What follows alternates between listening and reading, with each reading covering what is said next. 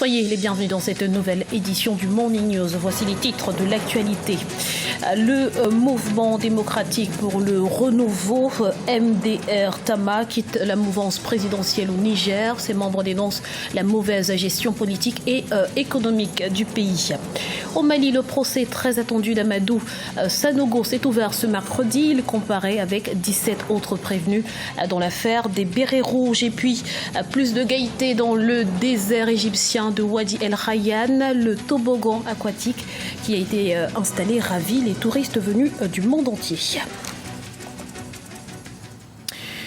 Au Niger, le MDR Tarna, Mouvement démocratique pour le renouveau, claque la porte de la mouvance présidentielle. Ses membres accusent le gouvernement en place de promouvoir la corruption et appellent par conséquent à la constitution d'un nouveau front politique. C'est un reportage de notre correspondant Sado Alizé Mokhtar. Le mouvement démocratique pour le renouveau MDR Tarna quitte la mouvance présidentielle au Niger. Dans une déclaration en date du 25 novembre 2016, le parti du candidat à la dernière présidentielle dit retirer sa confiance et son soutien au président Issoufou Mahamadou. Le MDR s'interroge sur les intentions réelles du président à travers la formation d'un gouvernement d'union nationale. Aussi, Adal Roubeir accuse le régime de promouvoir la corruption et l'impunité. Plus le temps passait, plus il devenait clair que Mahamadou Issoufou fait fausse route et qu'il s'éloignait de plus en plus des promesses qu'il avait formulées à l'égard du peuple nigérien. Et 7 mois, c'est quand même assez pour savoir dans quelle direction on va. Il n'y a pas eu une seule arrestation de toutes les personnes impliquées dans les affaires de fraude, dans les affaires de concours annulés, dont des personnalités ont été citées. Il n'y a pas eu justice et le MDR Tarna ne peut pas cautionner cela. La création du poste de haut représentant, l'installation des bases militaires étrangères, la mise en place du comité chargé des révisions des textes électoraux sont entre autres les raisons qui ont poussé Adel Roubeir à claquer la porte à la mouvance. Au Parti nigérien pour la démocratie et le socialisme, principal parti au pouvoir, on regrette le départ de cet allié. Je pense que nous n'avons pas de grief particulier à leur faire. Maintenant, sur les raisons, je pense que c'est assez discutable. Le président Issoufou a déjà géré le pays pendant 5 ans et lorsque ce parti a apporté son soutien, je pense que c'est en partie parce qu'il a estimé que ce bilan est assez positif. Vous voyez encore le nombre de partis qui soutiennent le président de la République. Vous voyez comment nous avons une majorité assez confortable au niveau de l'Assemblée nationale. Arrivé 11e lors du premier tour de la présidentielle de février 2016, avec 0,60% des voix, Adal Roubeir avait décidé de soutenir le président Issoufou Mahamadou au second tour de la présidentielle. Le mouvement démocratique pour le renouveau, MDR Tarna, appelle maintenant à la constitution d'un nouveau front politique. C'est un procès crucial pour les partis civils. Amadou Sanogo comparaît depuis ce mercredi devant le tribunal de Sikasso au sud de Bamako. L'ancien putschiste malien est accusé de complicité d'enlèvement et d'assassinat. Les détails dans ce reportage de Mokhtar Bari, notre correspondant au Mali. Les familles des bérets rouges ont constitué un collectif pour que justice leur soit rendue. Appuyés par un collectif d'avocats maliens et étrangers, ils se disent confiants malgré les menaces dont subiraient certains de leurs membres. Bon, nous pensons que la justice malienne en est capable. Ce n'est pas la première fois que la justice malienne juge des autorités maliennes et il n'y a pas de raison qu'elle n'arrive pas à juger ce cas-là. Bon, le collectif est très content du fait que le jugement ait lieu d'abord. Et seulement, bon, c'est la petite inquiétude qui est la sécurité. Le général Aya Sanogo avait le 22 mars 2012 mis fin au régime démocratiquement élu d'Amadou Toumani Touré, un autre général. Il compte des partisans dans la classe moyenne au Mali. Pour ces partisans, ce procès doit être une occasion pour disculper l'ex-homme fort des Kati. Je souhaiterais qu'il soit libéré parce qu'il s'est beaucoup battu pour le Mali. Ce que nous subissons n'était un secret pour personne. C'est pourquoi il a apporté le changement, mais cela n'a pas marché pour lui. Je souhaiterais que tous les Maliens se rendent à Sikasso pour le soutenir. Pendant 23 ans, nous étions dans un gouffre et c'est lui qui nous a tirés d'affaire. Dans la nuit du 30 avril au 1er mai 2012, un affrontement avait opposé les éléments fidèles au capitaine d'alors aux éléments du régiment des parachutistes commando, les Bérets Rouges. Après de violents affrontements suivis de l'arrestation des Bérets Rouges, leur corps avait été découvert dans un charnier situé à Diago, près de Kati, où la junte avait établi ses quartiers.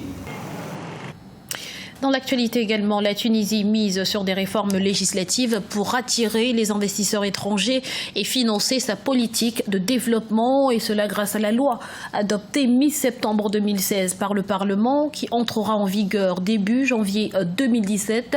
Cette nouvelle réforme devrait entraîner une hausse des investissements directs étrangers dans le pays. La conférence internationale d'appui au développement se tient depuis ce mardi à Tunis.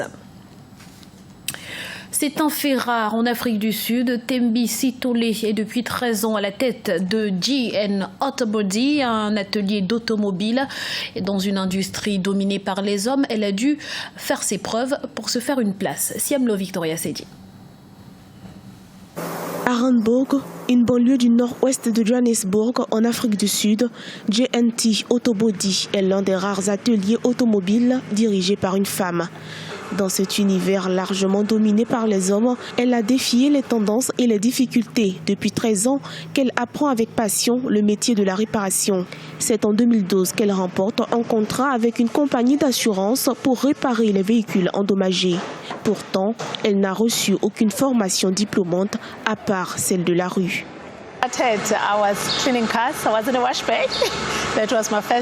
J'ai commencé par le nettoyage de véhicules. C'était mon premier emploi. Je ne m'imaginais pas un jour devenir propriétaire d'une entreprise.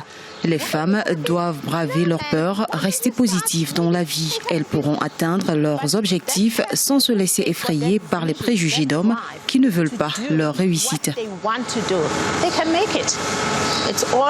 Dans cette entreprise cofondée avec un ami, la jeune dame détient une part majoritaire des actions.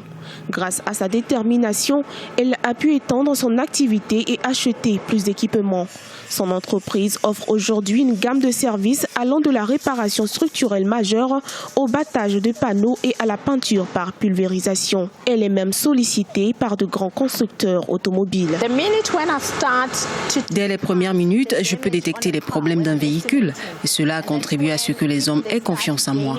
Car même si je suis une femme, ils sont conscients que je connais mon domaine et sont obligés de m'accorder respect et considération. GNT Autobody Shop emploie 15 personnes pour un chiffre d'affaires d'environ 430 000 $ par an. L'ambition de sa directrice est de conquérir un plus grand marché et développer sa propre marque à travers le continent. Un toboggan pour mieux occuper les touristes et donner plus de gaieté aux visiteurs dans le désert égyptien. Telle est la nouvelle trouvaille de Annie Amr, propriétaire de Desert Adventures. Visite guidée avec Siamlo Victoria Sidi. Plus de gaieté dans le désert égyptien de Wadi El Rayyan. C'est la nouvelle façon d'accueillir les aventuriers à Fayoum, dans l'ouest du Nil et au sud de la ville du Caire. Le nouveau joyau, un toboggan aquatique. Grâce à cet engin initié par la structure Desert Adventures, les excursions ne se font plus qu'à la marche. L'on peut aussi glisser le long des dunes de sable et atterrir dans un lac. Nous avons voulu faire quelque chose de nouveau. J'ai donc eu cette idée. Après plusieurs essais qui n'ont pas marché, j'ai apporté des tuyaux de pompiers pour construire cette rampe. Et voilà que cela a donné ce magnifique toboggan.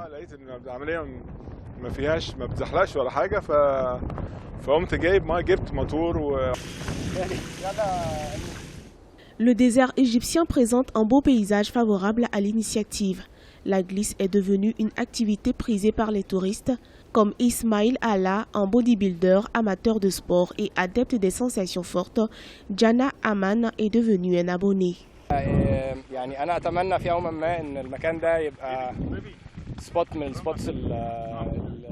J'espère qu'un jour cet endroit sera l'un des points de repère en Égypte où les gens se rassemblent pour s'engager dans diverses activités aquatiques comme le water sliding, le kitesurf et le sandboarding. Ce lieu est unique pour diverses activités sportives et amusantes. mais aussi pour la détente et la tranquillité d'esprit.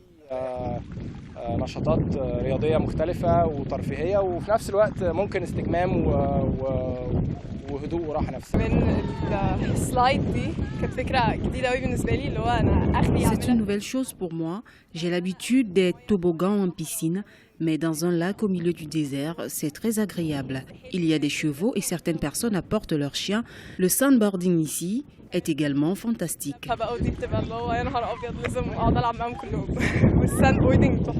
Le toboggan aquatique attire environ 20 à 30 personnes par semaine. Les excursions organisées par Desert Adventures vont de 200 à 500 livres égyptiennes, soit 11 à 28 $. Un excellent moyen pour les organisateurs de contribuer à la promotion du tourisme égyptien en difficulté depuis le printemps arabe de 2011 qui a fait fuir de nombreux touristes. Ce journal a été réalisé par l'ensemble de la rédaction. Merci pour votre fidélité. Dans un instant, une nouvelle édition de l'actualité sur Africa 24.